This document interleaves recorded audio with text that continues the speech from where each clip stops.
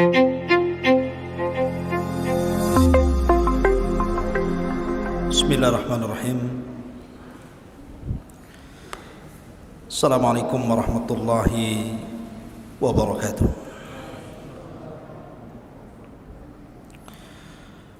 Alhamdulillah wassalatu wassalamu ala Rasulillah wa ala alihi wa sahbihi wa mawalah wa la hawla wa la quwata illa billahi wa ba'du. Alhamdulillah, di malam hari ini dengan izin Allah Subhanahu wa taala kembali kita bisa dipertemukan di Masjid Muhajirin, dan tema di malam hari ini kita akan membahas tentang penyihir yang pernah menyihir Nabi sallallahu alaihi wasallam, Labid ibn A'sam, seorang Yahudi yang menyakiti Nabi sallallahu alaihi wasallam dengan sihirnya. Siapa Labid bin A'sam? Bagaimana kisah sihir ini terjadi dan bagaimana bisa lepas sihir ini dari Nabi sallallahu alaihi wasallam? Pertama, dalam Al-Qur'anul Karim Allah Subhanahu wa taala berfirman, la tajidanna asyaddan nasi adawatan lilladzina amanul yahuda walladzina asyraku wa la tajidanna aqrabahum mawaddatan lilladzina amanu alladzina qalu inna nasara dzalika bi anna minhum qissisina wa ruhbanan wa annahum la yastakbirun. Sungguh engkau akan mendapati, wahai Muhammad, manusia yang sangat keras permusuhannya terhadap orang-orang yang beriman. Mereka adalah orang-orang Yahudi dan orang-orang musyrik yang menyekutukan Allah. Dan sungguh engkau akan mendapatkan juga manusia yang lebih dekat dan mencintai orang-orang yang beriman. Mereka lah orang-orang yang mengatakan kami adalah Nasrani.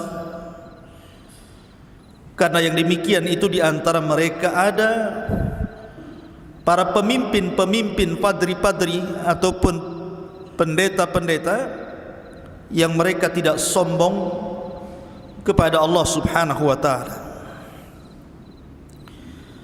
Dari ayat ini, ma'asyiral muslimin yang dimuliakan Allah Azza wa Jal, manusia yang paling memusuhi kita ini orang-orang Yahudi. Berbeda orang-orang Nasrani, karena orang-orang Nasrani itu di zaman Rasul banyak masuk Islam.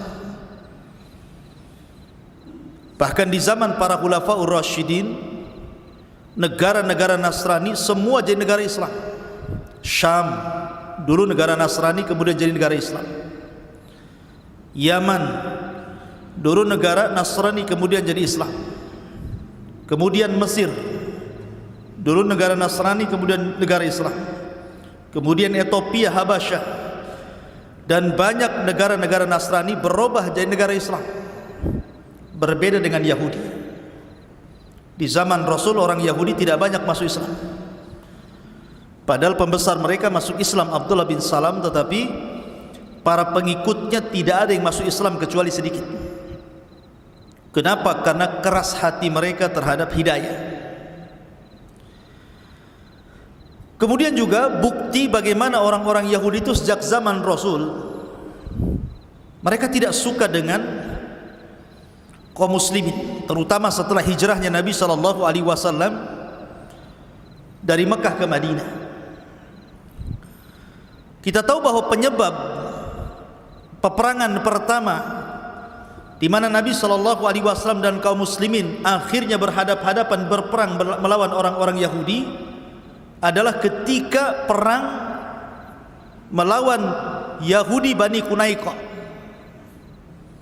ketika Nabi SAW sepakat berada di Madinah, sampai terbentuk sebuah piagam yang disebut Piagam Madinah untuk saling melindungi, untuk saling menjaga, untuk saling membantu. Dan itu sepakati, baik orang-orang musyrik Khazraj dan Aus ataupun orang-orang Yahudi yang terdiri dari 3 kabilah, Bani Qunaiqa, Bani Nadir, dan Bani Quraidah. Tetapi kemudian satu persatu kabilah Yahudi ini berkhianat. Pertama, Bani Qunaiqa. Ketika ada seorang wanita muslimah belanja di pasar Bani Qunaiqa, karena kita tahu bahwa Bani Qunaiqa yang menguasai perekonomian ketika itu. Jadi pasar Madinah itu yang paling besar adalah pasarnya Yahudi Bani Qunaiqa. Mereka lah yang kemudian menguasai perekonomian Madinah, Yathrib kala itu.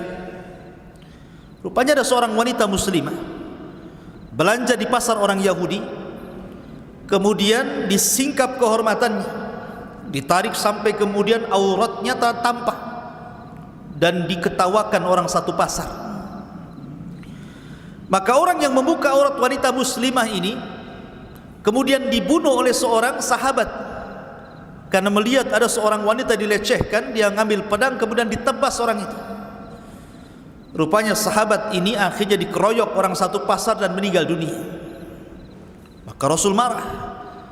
Akhirnya Rasul mempersiapkan pasukan, kemudian mengepung Bani Qunaiqa. Ini pertempuran pertama ya Rasul melawan Bani Qunaiqa, melawan orang Yahudi. Kemudian yang kedua, peperangan melawan Bani Nadir. Sebenarnya Nabi SAW tahu bahwa Bani Nadir ini bersekongkol dengan Bani Qunaiqa untuk melecehkan wanita itu. Tetapi karena bukti yang tidak kuat, makanya Nabi membiarkan dan tidak menyerang Bani Nadir, sampai akhirnya Bani Nadir bersiasat untuk membunuh Rasul. Jadi mereka mengundang Nabi SAW untuk makan di perkampungan mereka. Jadi ketika Nabi SAW sudah duduk di majlis mereka, rupanya satu di antara Bani Nadir ini naik ke atas bukit, kemudian membawa batu dan hentak menghantamkan batu itu dari atas ke kepala Nabi SAW. Tapi kemudian Jibril memberitahu, kemudian kaum muslimin menangkap orang itu. Karena pengkhianatan ini, akhirnya Rasul dan kaum muslimin menyerang Bani Nadir. Kemudian perang melawan Bani Quraidah, dan ini terakhir dari kabilah orang Yahudi. Karena ketika itu Bani Quraidah setelah melakukan perjanjian bersama kaum muslimin dalam perang Ahzab, mereka berkhianat. Karena dilihatnya Nabi dan pasukannya ketika itu diserang oleh orang-orang musyrik dari Arab dari berbagai macam penjuru, dan mereka menyangka pasti Muhammad akan kalah.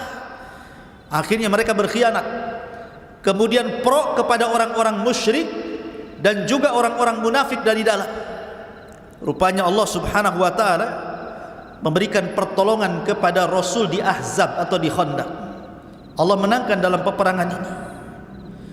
Maka selesai peperangan Khandaq dimenangkan kaum muslimin. Ketika Nabi SAW sedang mandi, datanglah Jibril kepada Rasul, kemudian mengatakan, ya Muhammad, kumpulkan pasukan, katakan kepada mereka, serbu Bani Quraidah, karena mereka sudah berkhianat. Maka Nabi setelah mandi mengumpulkan seluruh pasukan, kemudian mengatakan, idhabu ila Bani Quraidah fala tusalliyanna ahadakumul asra illa fi Bani Quraidah. Serbu, gempur Bani Quraidah, segerakan jalan kalian, jangan ada yang sholat asar di jalan kecuali sampai di Bani Quraidah. Akhirnya berangkat para sahabat dan menggempur Bani Quraidah. Lah 3 kabilah yang berkhianat ini akhirnya mereka diusir dari Madinah, dan mereka pun kemudian bergabung dengan teman-teman mereka di Khaybar. Khaybar itu satu kota yang cukup kaya, penghasil kurma terbaik Madinah ketika itu di Khaybar. Rupanya Allah Subhanahu wa taala mendengar orang-orang Khaybar ini sudah mempersiapkan pasukan untuk menyerbu Rasul, dan mereka adalah gabungan kabilah-kabilah Yahudi yang terusir dari Madinah. Maka Rasul mengepung Khaybar, dan ini pertempuran terakhir. Rasul melawan orang-orang Yahudi di Khaybar, dan Allah menangkan di tangan Ali radhiyallahu an, sehingga benteng Khaybar hancur. Kemudian Rasul bisa mengalahkan Khaybar. Ma'asyiral muslimin yang dimuliakan Allah Azza wa Jalla, lihat bagaimana orang-orang Yahudi berusaha di zaman Rasul menyakiti Rasul. Bahkan setelah kemudian perang Khaybar, tiba-tiba Nabi SAW kemudian diundang oleh seorang wanita namanya Zainab bintul Harith, orang Yahudi. Zainab bintul Harith bertanya soal makanan yang disukai Nabi. Maka kemudian orang-orang menyebutkan bahwa Rasul itu suka pahanya daging kambing. Rasul itu suka daging kambing. Jadi kalau antum suka daging kambing, itulah makanan kesukaan Rasul. Ya. Tapi orang Arab kan tidak neko-neko, ya, kambingnya dibakar gitu saja dimakan. Kalau kita kan dimacam-macam, ya. Digulai, dirawon, dimacam-macam gitu. Jadi Rasul itu suka dengan paha kambing. Maka wanita ini langsung mempersiapkan paha kambing untuk Nabi, untuk disedekahkan maksudnya. Tapi Rasul tidak menerima sedekah. Keluarga Rasul tidak menerima sedekah. Rasul itu hanya menerima hadiah.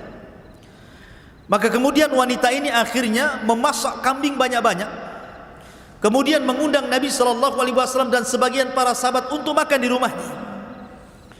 Setelah kemudian wanita ini melumuri racun di paha kambing itu, maka kumpullah para sahabat Rasul. Kemudian makanan pun dihidangkan di hadapan mereka.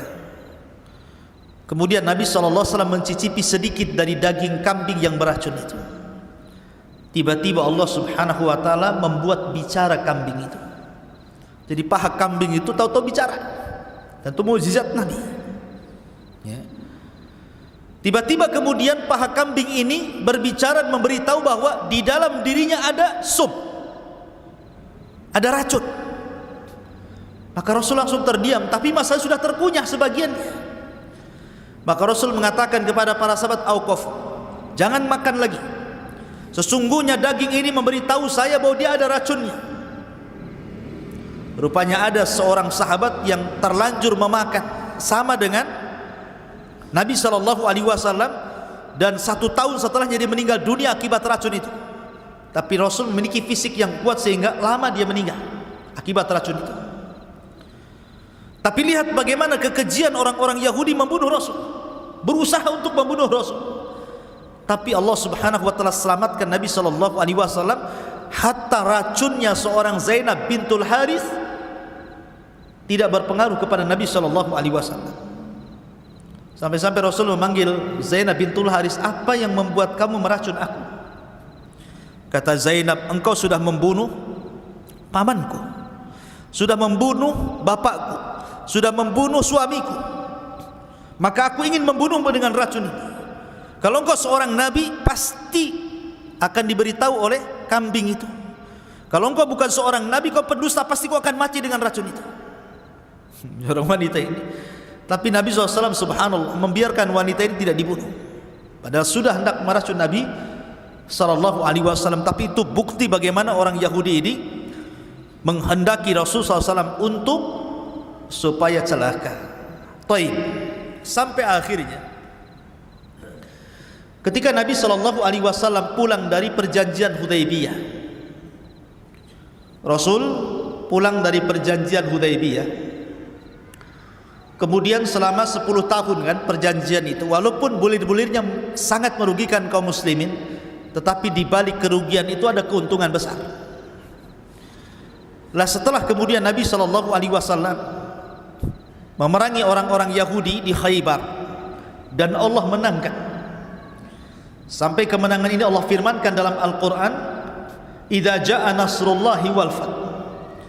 Apabila datang kemenangan Allah ketika di Badar dan di Khaybar, wal fath dan pembebasan kota Mekah, Maka Nabi SAW ketika itu berpeluang untuk mengislamkan banyak orang-orang Arab. Makanya Allah mengatakan wa ra'aitan nas yadkhuluna fi dinillahi afwaja. Kau lihat banyak orang-orang yang datang masuk Islam menuju dirimu wahai Muhammad. Lah ketika itu orang-orang Yahudi, pasukan sakit hati ini, mereka datang kepada Labid ibn A'sam. Siapa Labid bin A'sam ini? Labid bin A'sam ini ada yang mengatakan dia seorang yang beragama Islam tetapi menjadi munafik, karena dia hasad kepada Nabi SAW. Dia kan tokoh, Labid bin A'sam itu di kabilahnya termasuk tokoh, di kabilah Bani Zuraik termasuk tokoh. Jadi ketokohannya tidak dianggap oleh Bani Zuraik, karena kabilah Bani Zuraik itu banyak yang masuk Islam. Hasadlah dia kepada Nabi SAW. Dan Labid bin A'sam ini terkenal di zaman jahiliyah itu penyihir kondang, satu keluarga menjadi penyihir. Jadi Labid bin A'sam kemudian anak-anaknya lebih canggih lagi sihirnya. Labid bin A'sam itu punya putri-putri, justru putri-putri Labid bin A'sam lebih jahat lagi sihirnya dibandingkan Labid bin A'sam. Tapi satu keluarga itu tukang sihir, keluarga dukun bahasa kitanya. Jadi dia hasad kepada Nabi SAW, pura-pura masuk Islam tetapi selalu ingin mencelakai Nabi SAW. Sebenarnya dia bukan orang Yahudi, dia orang Arab, tetapi ada yang mengatakan dia diangkat oleh orang tua angkat Yahudi, karena ketika itu di Madinah banyak orang Yahudi, maka loyalitasnya lebih banyak ke Yahudi dibandingkan ke Arab. Maka orang-orang pun mengatakan Labid ibn A'sam Yahudi, seorang Yahudi. Jadi ada yang mengatakan dia Yahudi, ada yang mengatakan dia munafik, dia Muslim tapi munafik, karena hasad dengan Nabi SAW. Dan dialah yang mengasas ajaran-ajaran sesat dalam Islam. Labid bin A'sam inilah yang mengasas ajaran-ajaran sesat dalam Islam. Karena Labid bin A'sam ini punya murid namanya Talut. Talut itu anak dari saudarinya Labid. Kemudian Talut ini punya murid namanya Aban ibn Sam'an. Aban ibn Sam'an. Kemudian Aban ibn Sam'an ini punya murid namanya Ja'ad ibn Dirham. Ja'ad ibn Dirham, pengasas akidah Jahmiyah. Ja'ad ibn Dirham ini. Dan Ja'ad ibn Dirham ini punya murid namanya Jahm ibn Safwan. Lah dari Jahm inilah lahir akidah yang disebut dengan Jahmiyah. Jadi silsilah Jahmiyah ini dari Jahm ibn Safwan. Kemudian Jahm ibn Safwan berguru kepada Ja'ad ibn Dirham. Ja'ad ibn Dirham berguru kepada Aban bin Sam'an.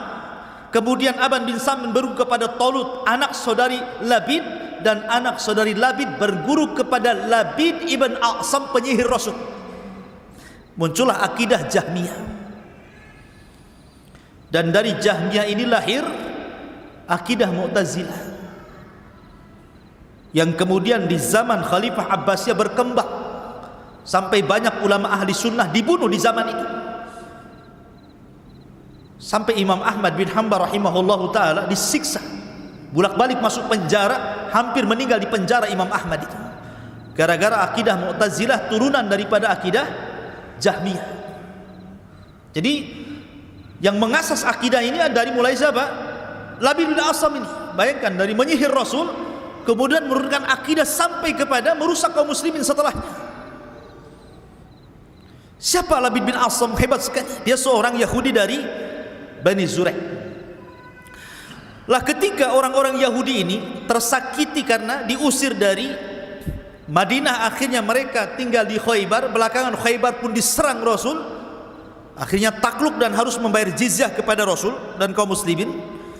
Mereka datang kepada Labid bin A'sam munafik ini dan mengatakan, "Ya Labid, ya Aba A'sam, ya Abal A'sam, anta asharu minna wa qad saharna Muhammadan fasaharu minna ar-rijalu wan nisa falam nasna syai'an ya Abal A'sam."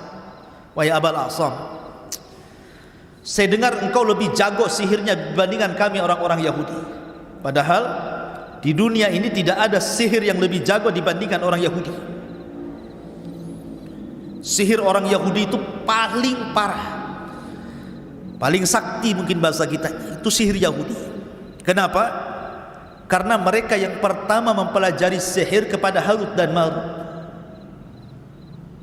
Wattaba'u ma tatlu syayatin ala mulki Sulaiman wa ma kafara Sulaiman walakinna syayatina kafaru yu'allimuna an-nasa sihra wa ma unzila 'alal malakaini bi Babila Harut wa Marut. Jadi yang pertama kali mempelajari sihir itu orang Yahudi Babil, orang Yahudi Irak, kepada Harut dan Marut. Jadi mereka sebenarnya ahli sihir.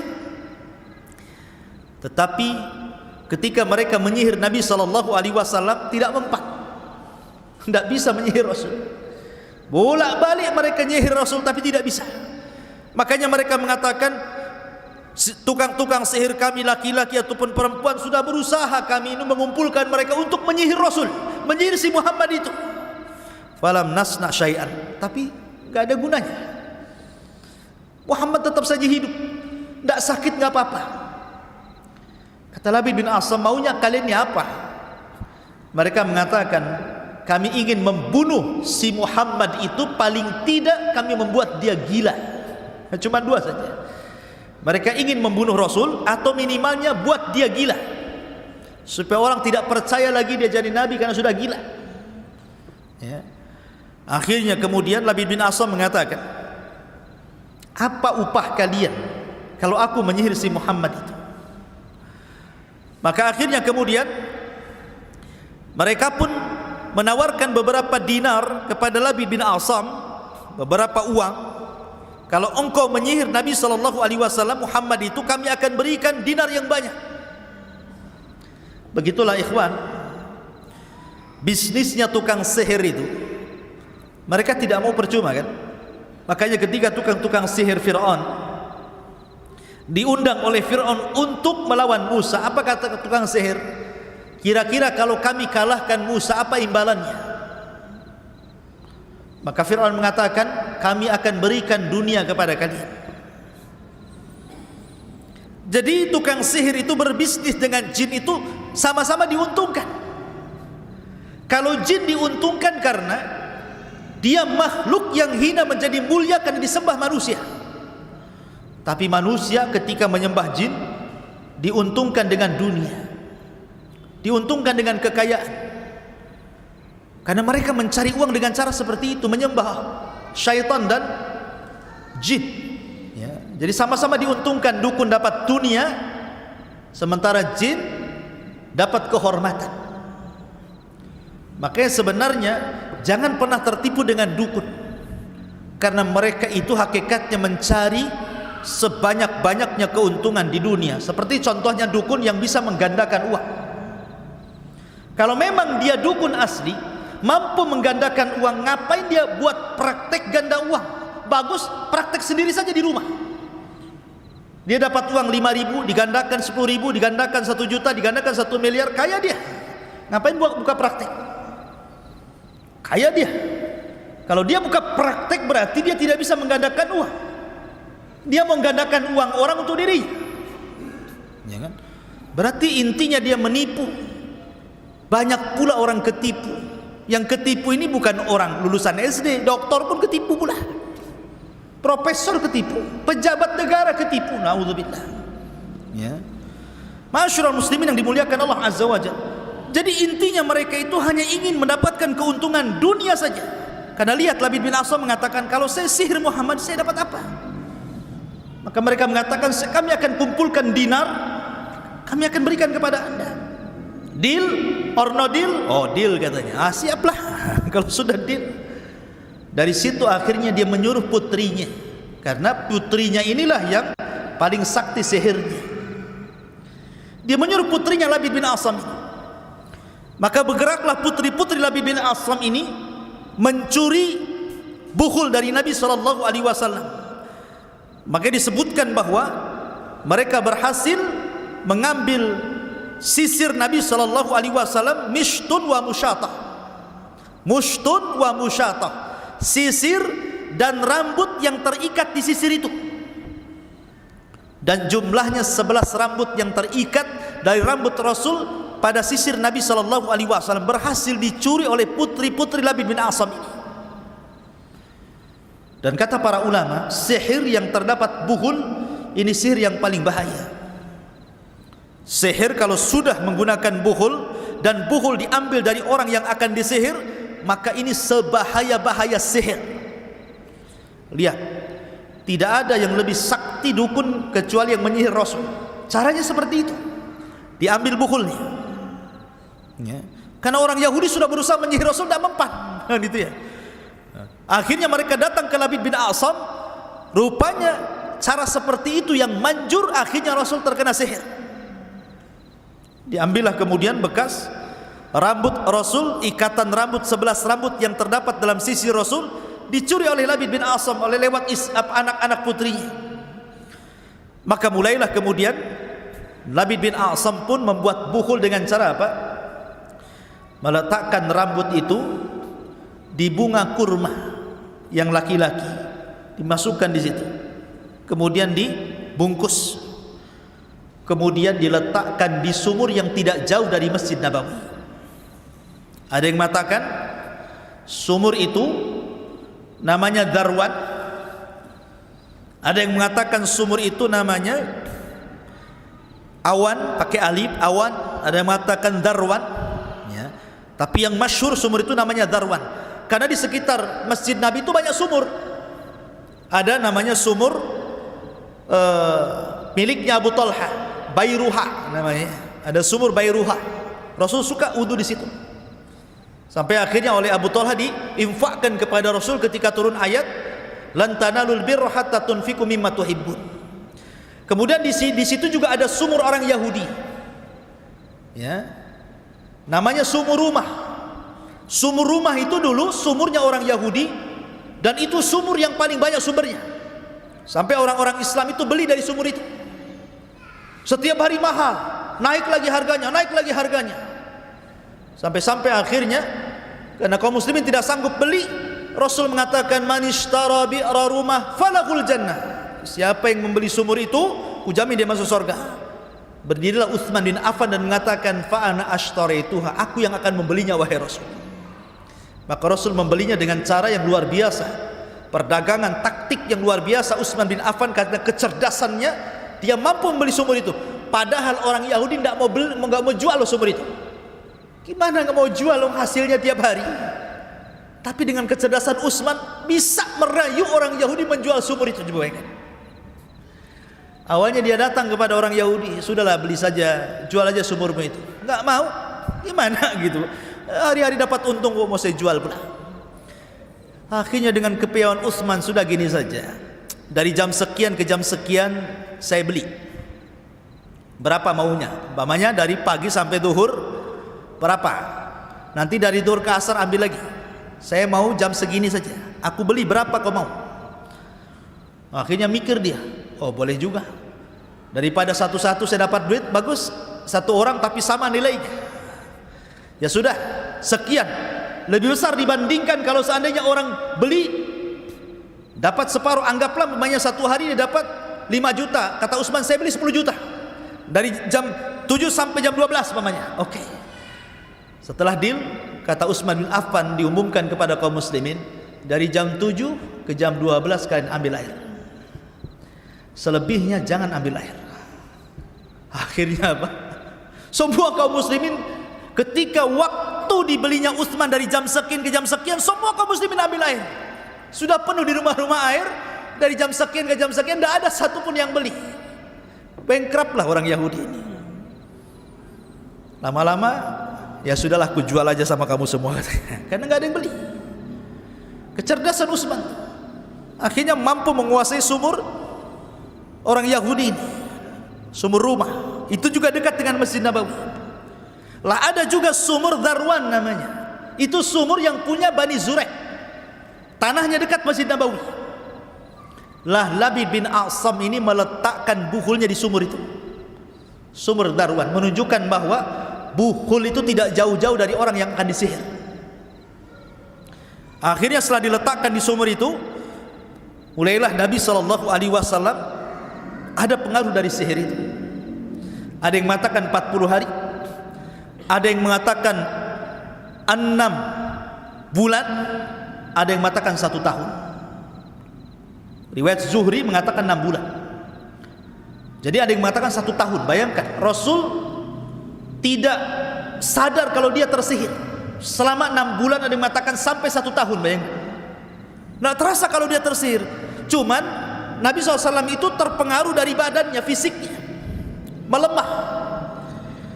Dalam riwayat itu, dalam riwayat Bukhari Muslim, contohnya ketika dia hendak mendatangi istrinya, dia tidak sanggup, melemah kondisinya gitu ya.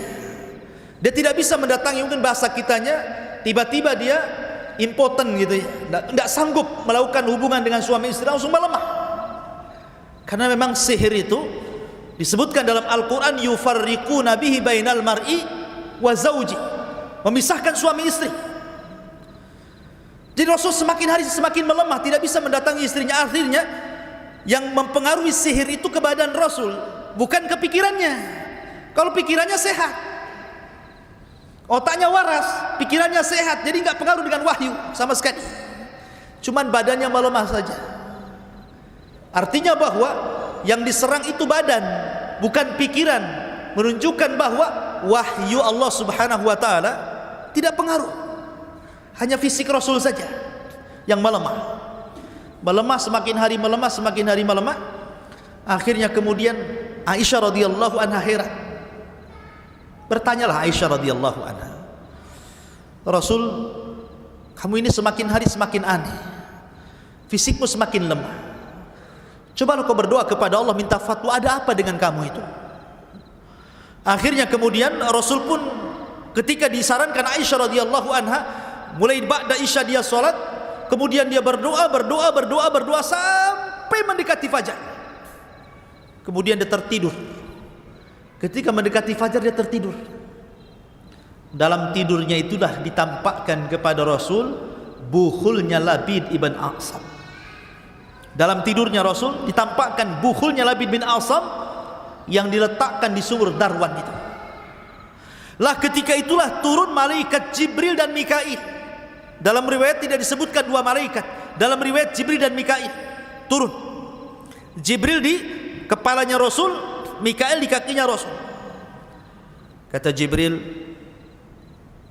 ada apa dengan Muhammad ini? Ada apa dengan Muhammad ini? Maka kemudian kata Mikail, suhir, dia disihir. Dalam hadis itu matbub.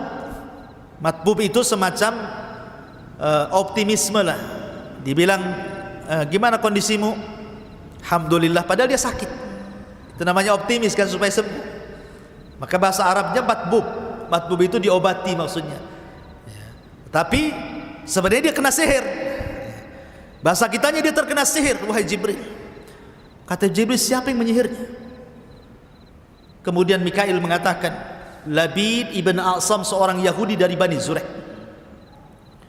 Kemudian dengan apa bukhulnya?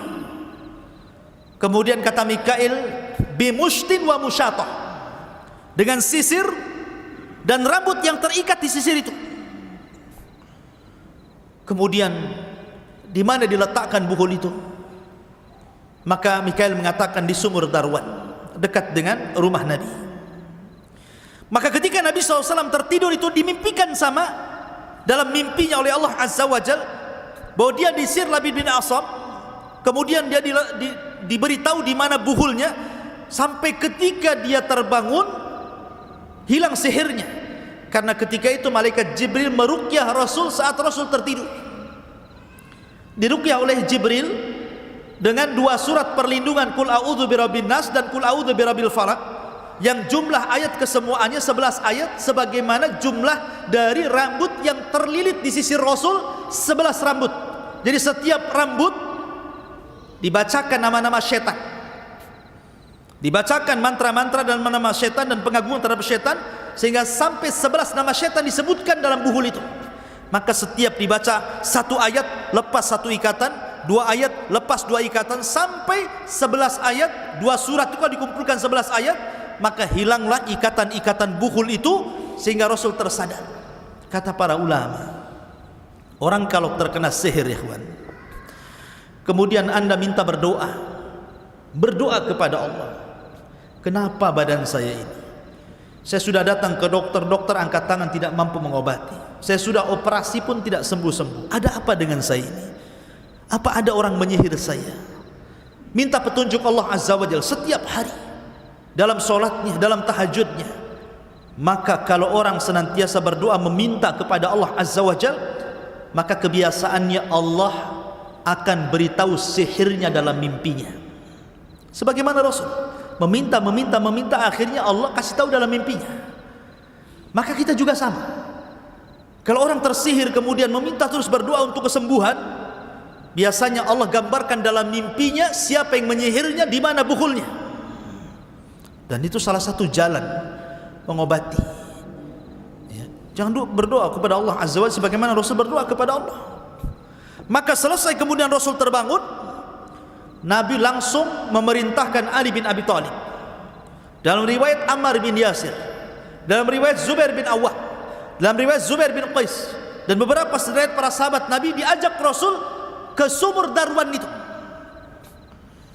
Ketika dilihat sumur itu, warna airnya kuning, dan bukhulnya, bungkusan dari bunga yang dibungkus untuk bukhulnya itu dari bunga kurma laki-laki itu, seperti ru'usus syayatin, seperti kepala-kepala setan ada di situ.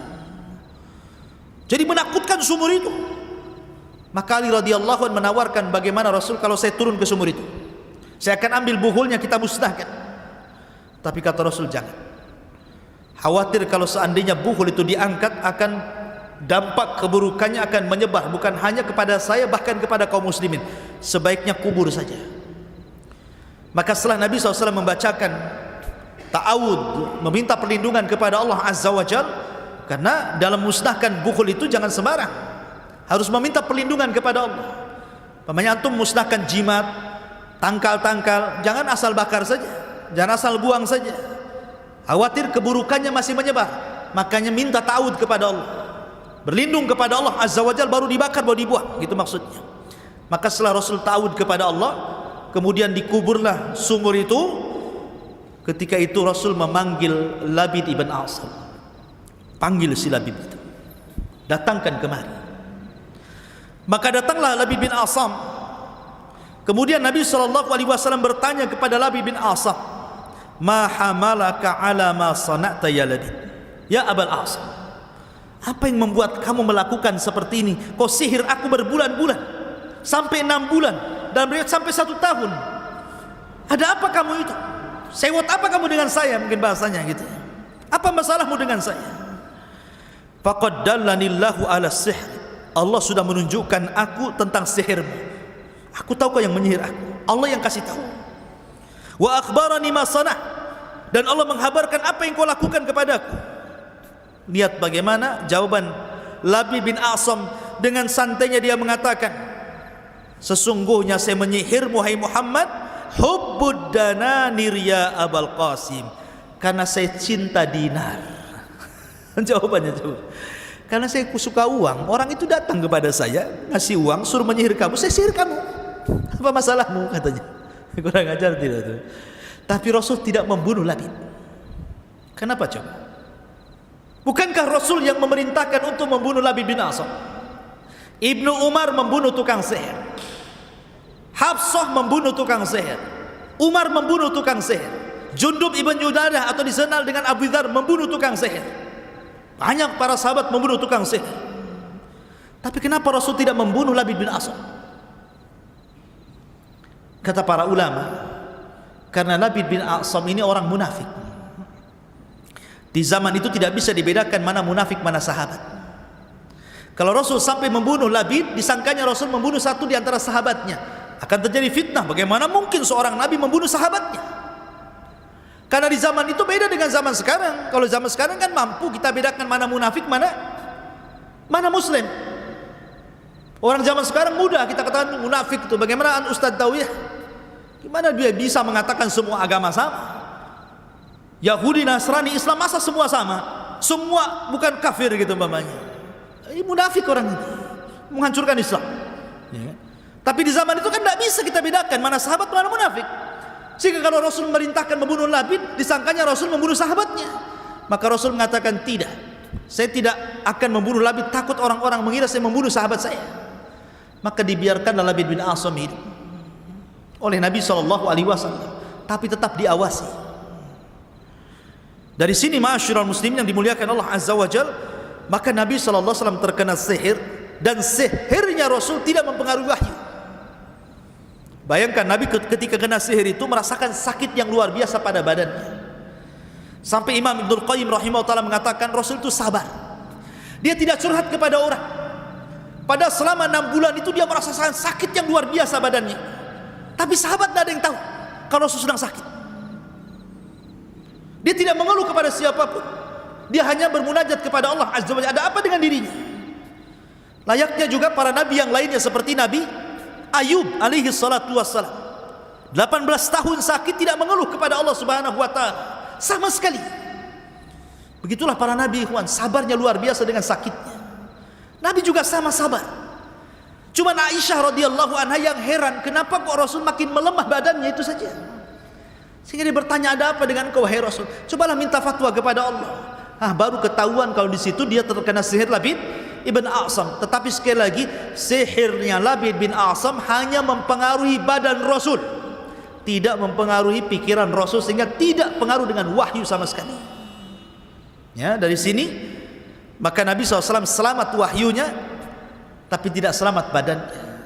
Tapi setelah lepas sihir itu, maka Nabi kembali sehat, kemudian beraktivitas sama dengan sebelum kena sihirnya. Badannya sehat kembali, kemudian dia bisa beraktivitas lagi. Tetapi yang jadi masalah racun yang pernah dimakan Rasul dari seorang wanita namanya Zainab bintul Harith, itu mempengaruhi badan Rasul sampai akhirnya Rasul merasakan racun itu ketika di tahun 11 Hijriah.